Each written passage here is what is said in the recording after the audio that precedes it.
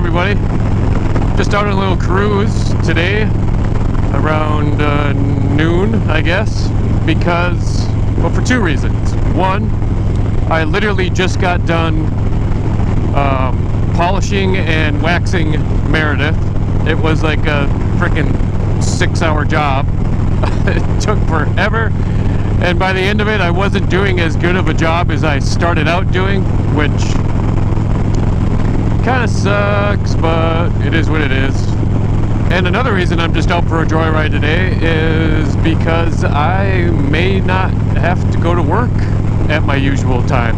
So I got a call from my boss this morning as I was finishing up waxing Meredith here.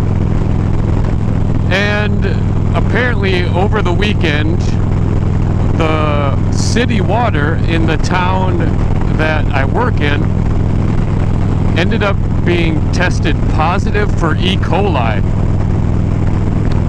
Yeah, pretty freaking dumb.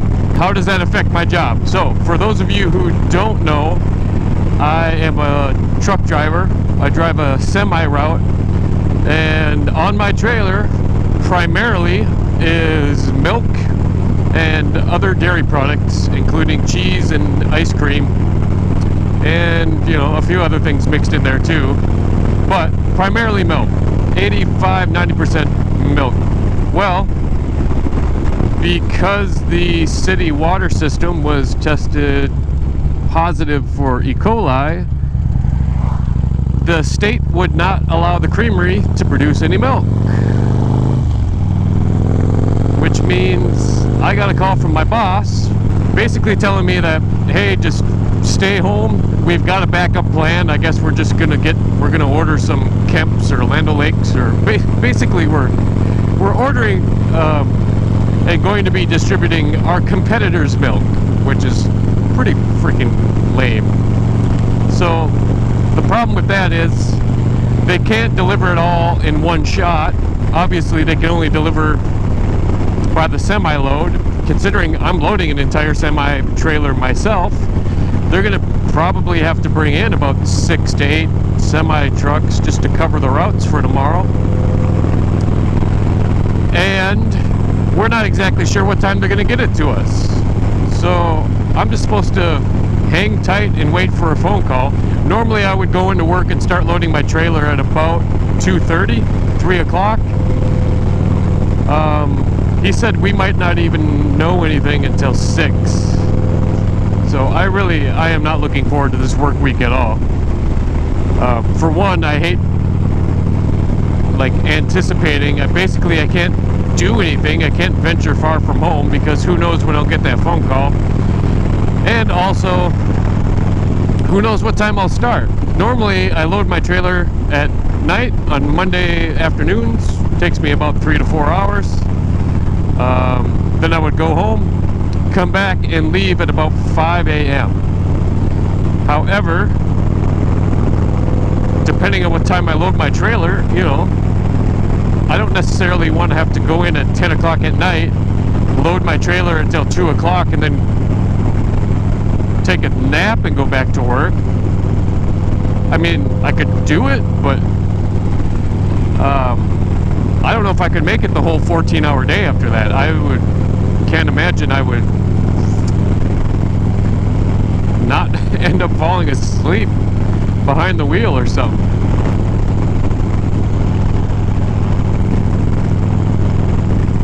Interesting. I do love being so close to all these windy roads out here.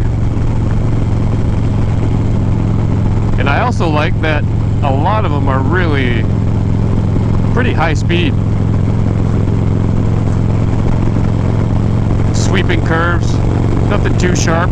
Although, of course, you can find those roads too. There's a few roads around here that are pretty slow and go. Nice and easy.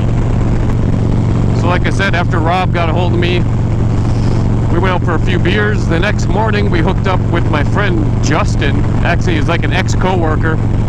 I haven't seen him since last year.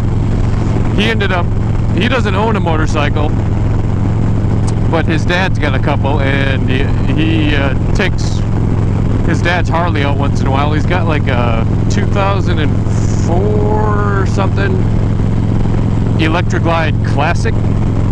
Stupid amount of chrome on this thing. I should have taken pictures of it. He's got way too much chrome on this thing. But then again, it is a classic, so it kind of fits the bike. It does not fit Justin though, so it was kind of funny watching him ride it. But for a guy who doesn't ride very much, he is pretty confident on the thing. But yeah, it was him and Rob and I went out for breakfast, and then tooled around again. After breakfast, we went and got a beer, and then after that, we went and got another beer. All in all, I think we put on about 120 miles. Wasn't a super long day. Justin had to be home around noon. However, I don't think he got home till about 2 o'clock. His girlfriend was nagging the piss out of him too. I don't know what. She's a stay-at-home mom, and apparently she just doesn't have much of anything better to do but to get on his case. I don't know. I don't get into it. I haven't even met the girl.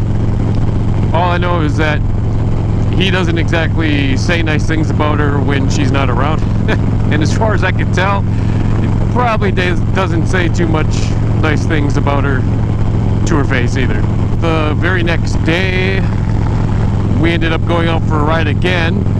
This time it was Rob and his brother, Phil.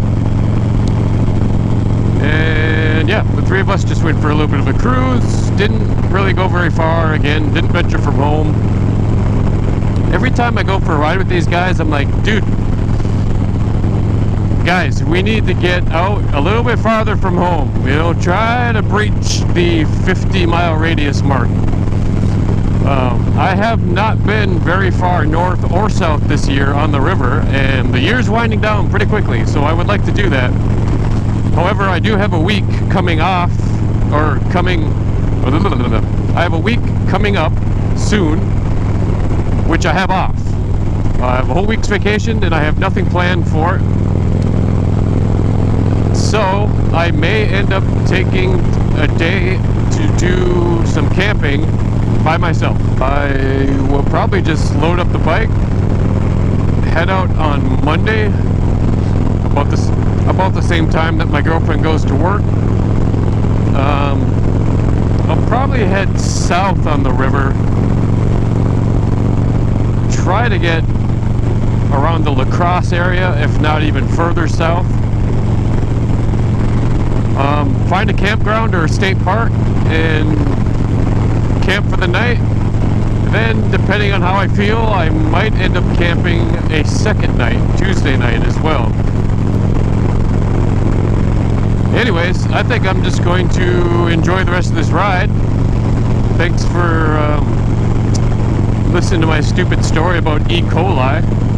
I really hope it doesn't affect my week too much. I'm supposed to go to a wedding on Friday, so if I get home much later than I do normally, that's gonna mess that whole thing all up.